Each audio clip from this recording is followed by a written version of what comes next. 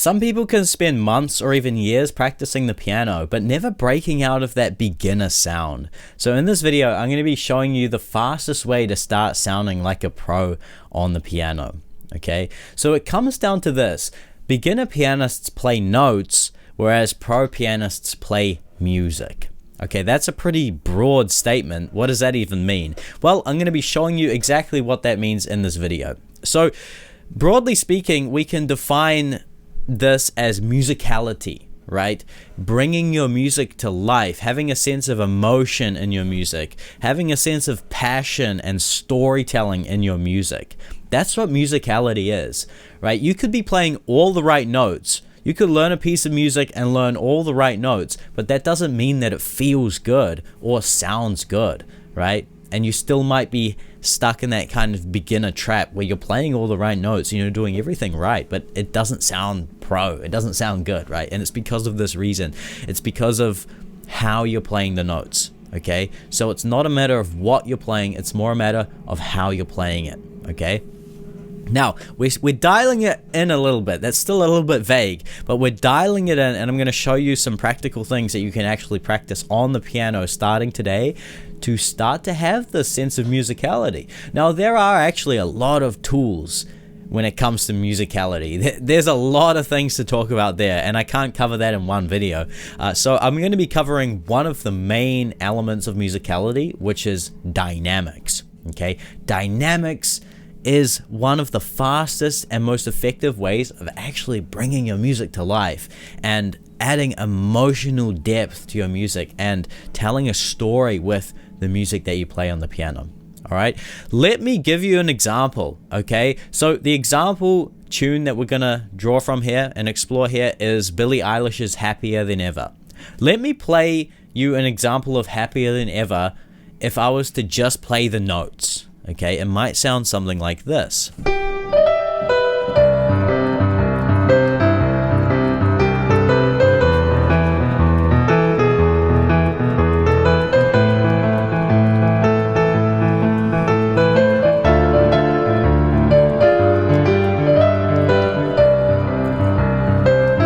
Okay, so that's it there, right? It still sounds kind of good. Everything's in place. All the notes are correct, right?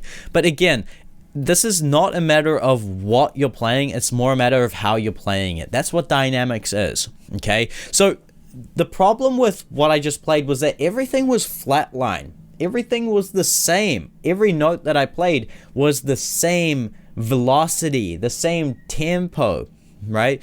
There was no, like, peaks and valleys, right? Because that's what a story is. You go up, you go down. Things ebb and flow, right? There's a sense of flow in a story and in music. We want to create that sense of flow, like the music is breathing, because what I just played there, the music was not breathing. It was just like do-da-do-da. It was just like flat line. It was boring. It was kind of monotone, right? And that's what a lot of beginners fall into, right? It's the beginner's trap, right? It's focusing on what rather than how, okay? So the first thing that we can explore when it comes to dynamics is the volume of the notes, the velocity, right? How you're actually playing the notes in terms of the volume, right? So, for example, what I was playing there was a pretty mid-range volume. It wasn't too loud and it wasn't too quiet, okay? So, just to practice this, let me show you playing this same example if I was to play all of the notes really loud. Let's see how that sounds.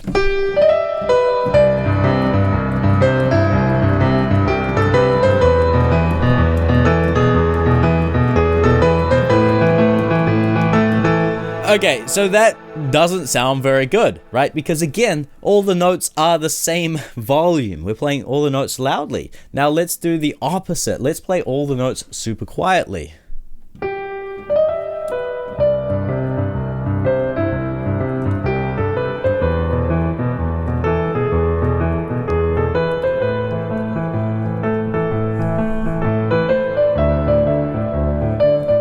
Okay, so that sounds pretty good. I think that sounds more beautiful than the loud version because that's more in line with kind of the emotion that we want to create with this piece of music.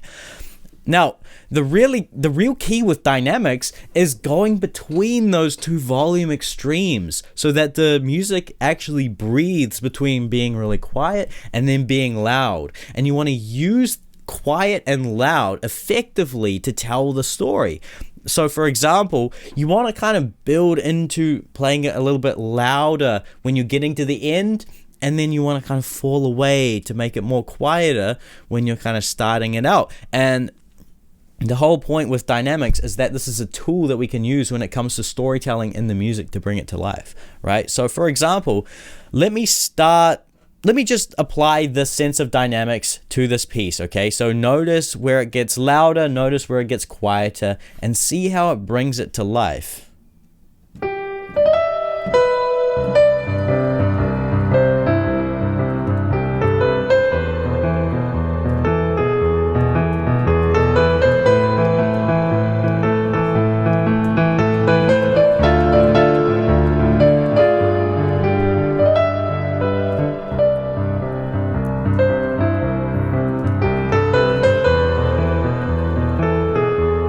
Notice how it's breathing a lot more, right? Because some notes are louder and some notes are quieter, and I'm ebbing and flowing smoothly between those. Now, of course, that takes a little bit of control, and you have to practice this stuff, okay? So what's a practical exercise that you can actually practice to develop this sense of volume dynamics? Well, it's this exercise where you practice a scale and you start quiet and you go up in volume and then you bring it back down. So this is actually smoothly transitioning between quiet and loud and then back to quiet, because that's how you actually apply dynamics effectively to tell a story in music and to bring it to life, is transitioning smoothly between them. Like kind of like you've got your finger on a slider and you're just sliding it up and then sliding it back down, right? Or a knob, you're turning the knob, you know, louder, louder, louder, quiet, quiet, quiet, loud there, quiet there, right? You want to have that smooth transition. So how do you do it? Well, let me show you the C major scale.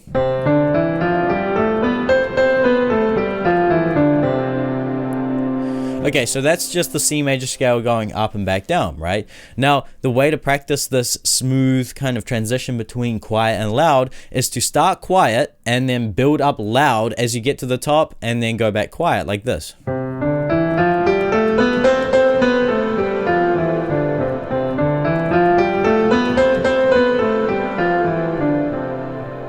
So that's actually a practical exercise that you can run to build that sense of volume dynamics.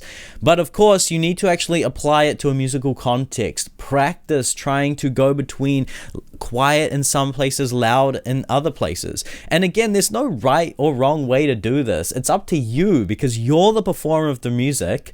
Okay, it doesn't matter if the sheet music is telling you one thing or another. You also get to contribute in the bringing to life of the music, in the telling of the story. Okay, so yeah, definitely try that. So that's volume dynamics, and the other dynamics is tempo dynamics. Okay, so the way that I played it earlier at the start was, it was the same tempo the whole time, right?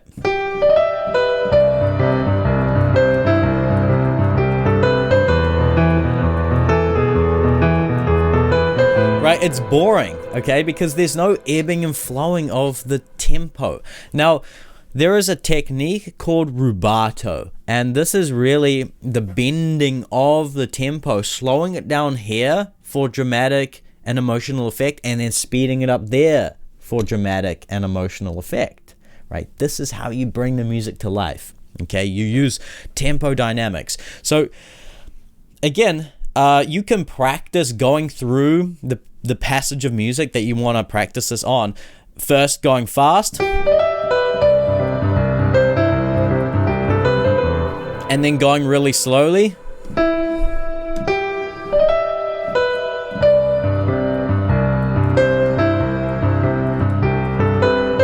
and then practice finding that middle ground between them and kind of ebbing and flowing between them.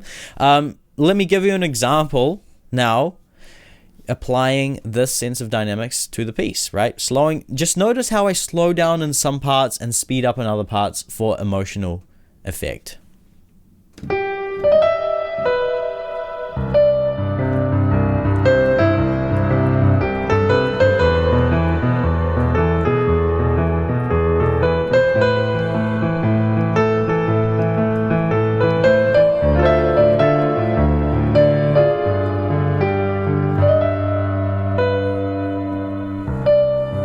Okay, so I was really, making it more dramatic than I would normally perform this piece, right? But you notice there that you can do whatever you want when you're performing a piece of music. It's up to you because you're the storyteller, right? You're the performer of the piece. So you can kind of judge this based in the moment, and that's where the artistry of actually performing a piece comes in, right? Because let's say you want to play with the audience. Let's say you're actually performing this piece and you want to play with the audience, right? Hold it and then release, right? Speed up. Slow down.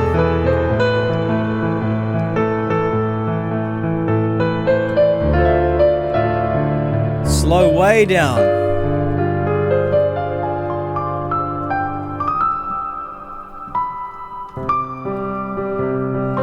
Okay, what am I doing here? This is dynamics in terms of where you're actually playing it on the piano. So before I was playing it here, right? That's kind of the standard place where you would play it.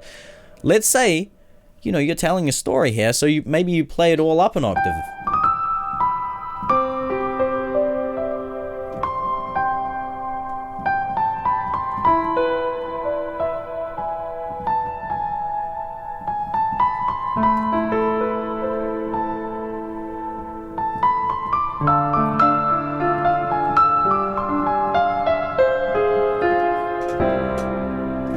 Okay, so essentially you want to have control over the music that you're playing, right?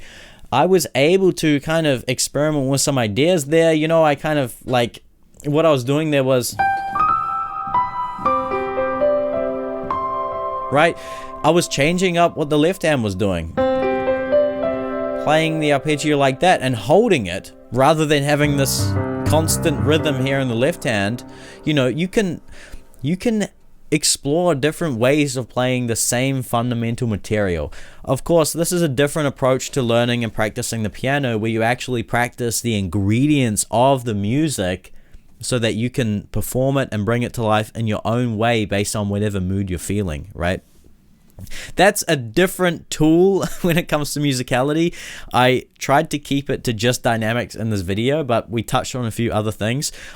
I can make a lot more videos covering different elements of musicality and how to actually bring your music to life. But this is the first one that you want to play around with. And I think this is the fastest way to start to, break out of that beginner sound and start to sound like a pro, right? Just slow it down in some places, then speed it up in other places.